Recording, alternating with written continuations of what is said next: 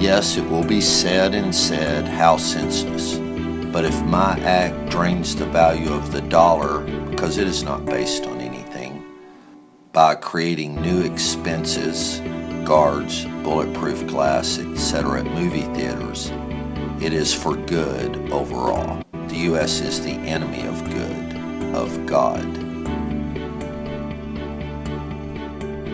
I do not look forward to my own end, but do not trust myself in captivity. Train wreck, 7:15. There's several quotes that he made that are basically all of his quotes are pretty disturbing. There's a couple that stuck out in my mind. America as a whole is now the enemy. Another thing he says is, my choice is clear for anyone that is a leader. If you see the truth, you know what is to come. But truth can save or destroy.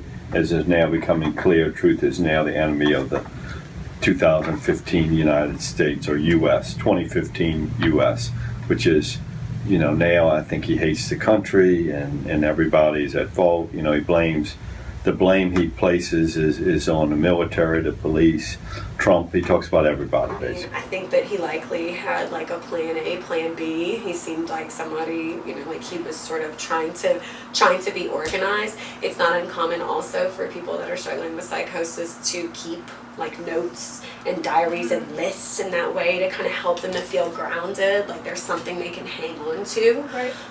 As everything's sort of swirling around. So that wasn't surprising to you? No, that he wrote all that stuff down. No, not at all. Not at all. I mean, I've seen people who had pages and pages that they felt like were like really important, significant sort of discoveries or conclusions, and it's like it's nothing. I mean, it's rampant. I believe he believed that he was trying to save America. He talks about throughout here how the country's lost and stuff like that. So I don't know how he thought in his own mind, other than he has some mental type issues, if going to shoot and kill innocent people in a movie theater is going to help the country.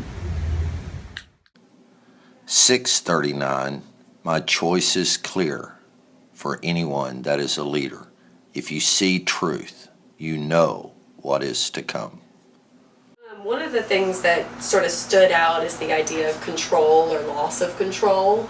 So there are a couple of different times he talks about like without a vote, without everybody having a vote, without everybody having a voice, if there's no carrot, no sort of contingencies that support people's behavior, about having to take control, about people losing control. No one will stand, nobody will sort of defend these ideas, which all sort of speak to, and there's a number of other ones, but all sort of speak to this, these contrasting ideas of like a loss of control and things being out of control, and then him having sort of anxiety about that and feeling like something has to happen.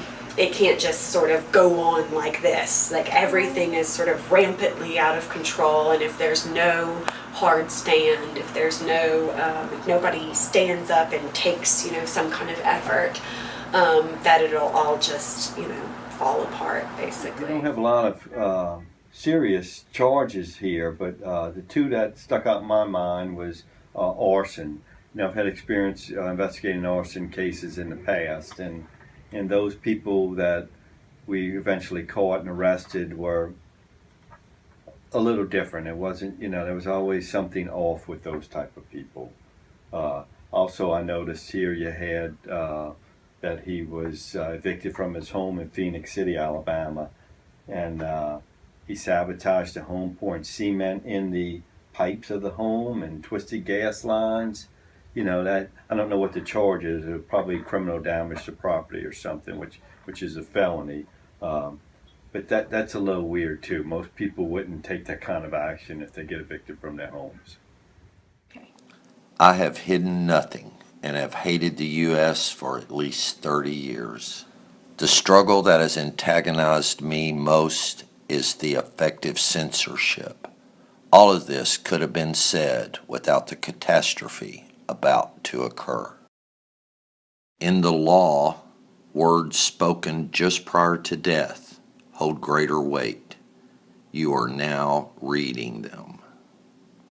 So I know that Yeah. control is a big part of anxiety. How do you think that that it plays differently between his and someone who is not? Sure.